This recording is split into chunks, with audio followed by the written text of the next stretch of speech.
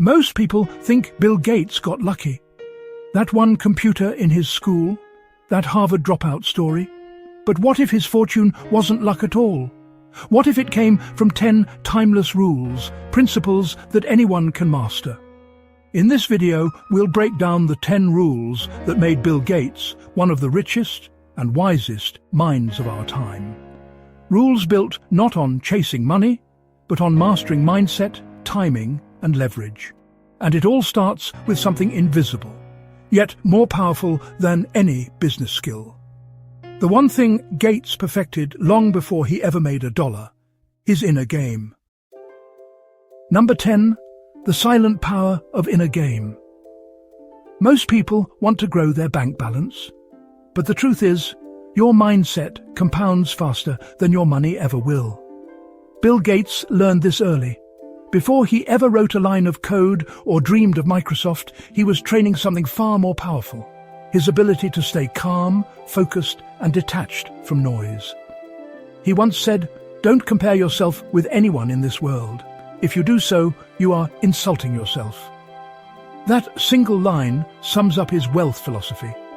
Because comparison drains energy, and energy is your real capital. Think about it. Two people can start with the same skills and opportunities. One spends years envying others, chasing trends, reacting to markets. The other stays focused on building something that lasts. The difference isn't talent, it's temperament. Gates calls this mastery of the inner game.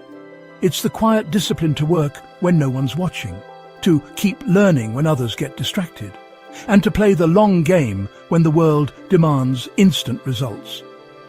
Warren Buffett often echoes this idea that emotional control is the rarest financial skill. Because if you can't manage your emotions, you can't manage your money. So before you build wealth, you build awareness. Before you grow assets, you grow patience. Your mindset is the first account that must earn compound interest every single day.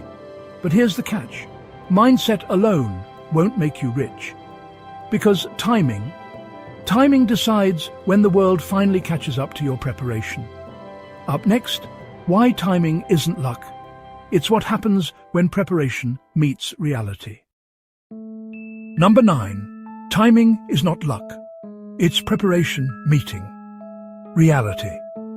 Luck is just foresight disguised as timing.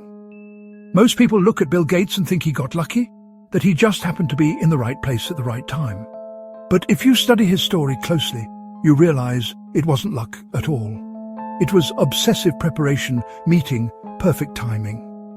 While most teenagers were busy with high school routines, Gates and his friend Paul Allen were spending endless nights inside computer labs, learning how to program on early mainframes. They weren't waiting for opportunity, they were preparing for it. So, when the personal computer revolution finally began in the mid-1970s, they were already years ahead of almost everyone else. They didn't need to catch up. They were ready to lead. Gates often said that if he'd been born 10 years earlier, he might have missed the entire computer wave. But notice something important. He didn't plan the timing. He just prepared relentlessly so that when the wave arrived, he could ride it. That's the hidden equation of success. Opportunity favors the one who's been quietly preparing while others are still doubting. Timing rewards patience, not luck. And Gates proved that the best way to predict the future is to be prepared for when it shows up. Still, preparation means nothing without imagination. And Gates had a strange source for that. Next, how science fiction became Bill Gates's secret mentor. Number 8. How science fiction became Bill Gates's secret mentor. His coach wasn't a billionaire. It was a book. Before Microsoft, before fame, before the billions, Bill Gates was just a curious kid buried in science fiction novels. While most children read stories for fun, Gates treated them like blueprints for the future. Authors like Robert Heinlein and Isaac Asimov didn't just entertain him, they trained his imagination. He began to see how technology could reshape human life, how ideas could move faster than machines. Science fiction became his mental playground, showing him possibilities long before they became real. Things like digital communication, artificial intelligence, and personal computing were fiction when he first read about them. But Gates could already picture them as reality. That's what imagination does. It gives you a head start on tomorrow. And for Gates, those books were more than entertainment. They were his first business mentor. They taught him to think beyond limitations, to question what's possible, and to visualize opportunities before anyone else could. When Gates met Paul Allen, they bonded over this shared love of futuristic ideas. It wasn't computers that brought them together. It was curiosity. Science fiction was the seed. Technology was just the soil it grew in. Vision gave Gates direction, but even the best visionaries need partners to turn imagination into reality. Next, the wealth multiplier that turned Gates's dreams into one of the biggest partnerships in history. Number 7, the wealth multiplier, partnerships and collaboration. The richest people don't compete, they collaborate. Bill Gates knew early on that building something great is never a solo mission. His partnership with Paul Allen was proof of that. They were two teenagers obsessed with code, imagination, and a dream far bigger than their resources. One had the vision, the other had the technical genius. Together, they created a spark that ignited the personal computer revolution. When Allen showed Gates a magazine article about the Altair 8800, one of the first personal computers, they instantly saw the future. While others dismissed it as a hobbyist's toy, they saw a revolution waiting to happen. Within weeks, they built a version of BASIC, the software that made the Altair come alive. That partnership opened the door to Microsoft. Their success wasn't just about intelligence, it was about alignment. Gates handled the strategy and execution. Allen brought the creative fire. Together, they built leverage that neither could have achieved alone. This is the real wealth multiplier, shared vision. Collaboration compounds effort, trust accelerates innovation, and partnership multiplies value faster than competition ever could. But even great partnerships face storms. Years later, when health challenges and business pressures pulled them apart, Gates learned that losing a partner can be costlier than any financial setback. It taught him that the strength of a company and of a legacy depends on the relationships that built it. Yet one broken partnership nearly destroyed Microsoft and taught Gates his most expensive lesson. Next, the price of failure and why it's always worth paying. Number 6, the price of failure and why it's worth paying. Every failure pays a dividend if you listen. When Bill Gates and Paul Allen first started working with MITS, the company behind the Altair 8800, it seemed like the perfect opportunity. Their software made the Altair usable for thousands of early computer hobbyists. But soon after, they discovered their code was being copied and shared freely without permission. Their work was valuable, but they didn't own it. For many, that moment would have been devastating. But for Gates, it became a turning point. He realized something that most entrepreneurs never learn early enough.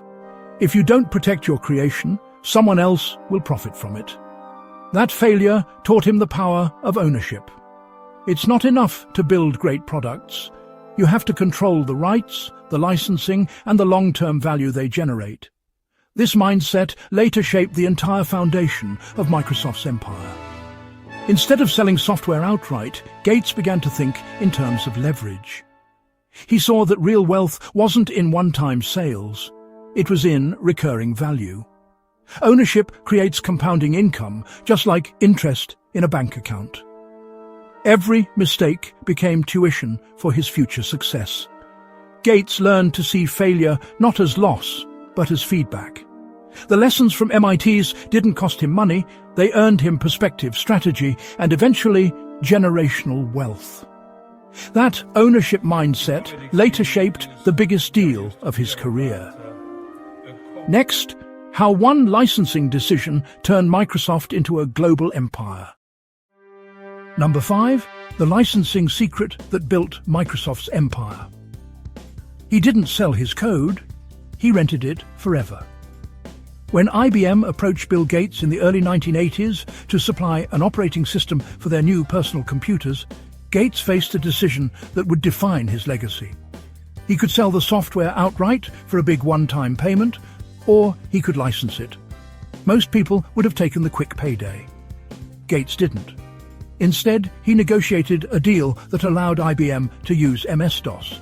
But Microsoft kept the ownership rights. That single decision turned Microsoft from a small software company into a global empire. Because licensing created something priceless: scalability. Every computer that shipped with MS-DOS paid Microsoft a fee, again and again. Gates had built a system that generated income without selling the core product. It was leverage in its purest form. The brilliance of this move wasn't just financial, it was strategic. By keeping control of the software, Microsoft could adapt, improve, and sell it to other manufacturers. This turned one product into an ecosystem. Gates had learned the most powerful wealth principle of all: never trade long-term control for short-term gain. That's how wealth really compounds, through systems that keep paying long after the work is done. But leverage isn't just financial, it's intellectual too. Next, how Bill Gates turned lifelong learning into the ultimate compounding engine. Number 4, why learning is the compound. Interest of the mind. Money compounds, but knowledge compounds faster. Even after becoming one of the richest people on the planet, Bill Gates never stopped learning. In fact, the more successful he became, the more he read. Gates is known to finish around 50 books a year, not because he has to, but because he knows learning is the real engine of progress. He calls it his Think Week, 2 weeks every year spent alone, away from meetings and distractions, surrounded by books, notes, and ideas. No noise, no deadlines, just deep thinking. That ritual has shaped Microsoft's biggest innovations and Gates' most transformative ideas. Why? Because learning doesn't just give you information, it gives you leverage.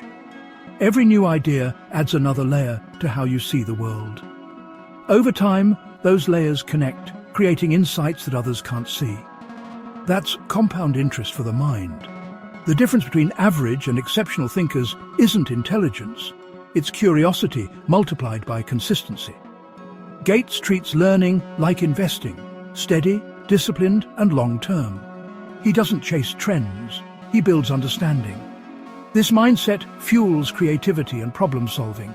It's how he spotted opportunities in software, energy, and global health long before others did. But here's the key. Information without application is just mental clutter. Gates learned to turn knowledge into systems, partnerships, and innovations that change real lives. Still, knowledge unused is wasted. Gates found a way to turn it into real impact. Next, how he transformed ideas into assets, the true foundation of wealth. Number 3, turning ideas into assets. The real wealth skill. Ideas don't pay you, systems do. Bill Gates has never been just a visionary. He's a builder, someone who turns abstract ideas into tangible, scalable systems. That's the difference between dreamers and doers. One imagines, the other implements. When Gates saw the potential of personal computers, he didn't just write software, he built an ecosystem around it. Microsoft wasn't selling programs, it was creating a framework that powered millions of machines around the world. Every copy of Windows, every license, every update, all part of a system that turned one idea into a self-sustaining machine. That same mindset shaped his approach beyond business. In philanthropy, Gates didn't simply donate money, he created systems to multiply impact.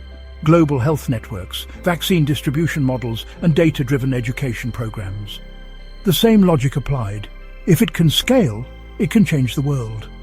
This is the real wealth skill, the ability to build systems that outlive your effort. Ideas are sparks, systems are engines. And Gates mastered the art of turning sparks into engines. Wealth, then, isn't about accumulation. It's about architecture. Gates built wealth by building frameworks, not fortunes. And that mindset shaped how he defines wealth today.